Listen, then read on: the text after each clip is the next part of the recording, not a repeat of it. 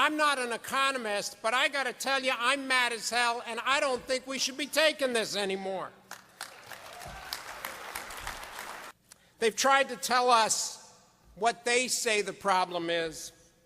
They've made us afraid of real solutions or made us think that they simply can't happen. They told us that we can't even understand the economy. You know, I think we all know what we need to know about the economy. The economy is bad for working people, and we have to make a change. But let's look briefly at what's been happening. First, what we see is that Wall Street is growing as Main Street is shrinking. The percentage of the economy that is covered by manufacturing is declining, and the percentage that's covered by financial manipulation is increasing.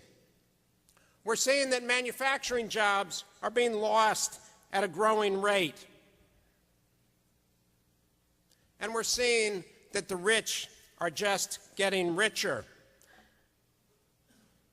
In 1976, the richest proportion of our population held about half of the riches of this country.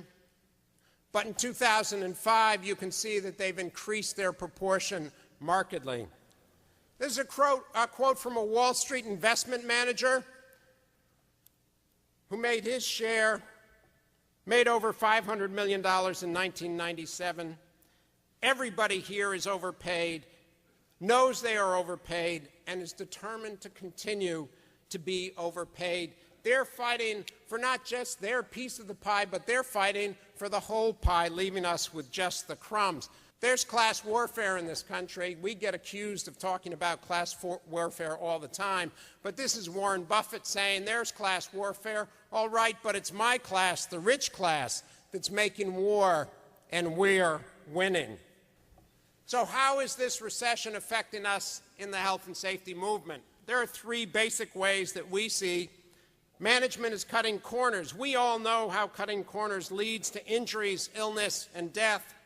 Rushing to get things done with too few people who have worked too many hours and don't have the skills needed to accomplish the job, bypassing safe procedures that take too long, and trying to live by two contradictory rules.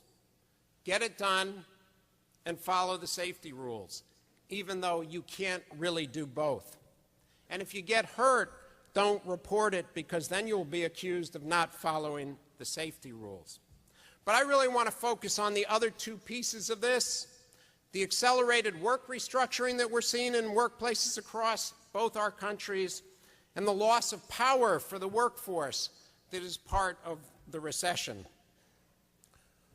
We see that there are key changes going on in our workplaces and in the work process. Work restructuring, lean production, Toyota production system, even our healthcare units these days are seeing the Toyota production system come in and applying the same kind of lean activities that they've been doing in manufacturing for a long time to healthcare, to retail, to education, to all the different aspects of the economy. We're seeing automation, new technologies, increased monitoring of the workforce, and we're seeing movable work and precarious employment, increasingly work being moved to other countries, to other part of our countries, and our work becoming less stable. We're seeing increased monitoring of the workforce in all our different industries, GPS and trucking. The second one is in education. The third one, interesting thing, those of you who have run into trouble with the law might recognize this. It's one of the ankle bracelets they put on you when you're under house arrest. Not that anybody in the room here knows about this, but you might have seen it on TV. One of our bargaining units, actually a hospital, management actually came to the table and suggested putting these on the maintenance workers. I guess they were losing them and needed a better way of keeping track of them.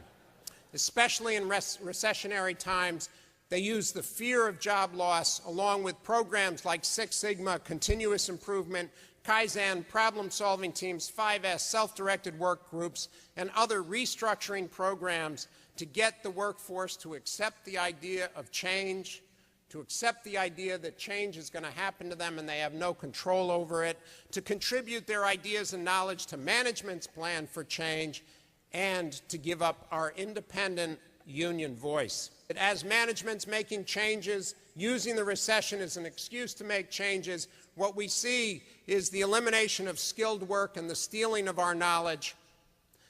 We see movable work processes, which means they can threaten to take our work away. We see loss of security and bargaining leverage, loss of solidarity because of isolation and division, loss of jobs, members, and dues that weaken our unions, a drain on union resources as we try to fight all these problems, and loss of faith in the union and collective action. We have a choice going forward. We can accept their definition of the problem. We can duck and cover. We can continue to hope that some of the crumbs will fall off their plates and onto ours.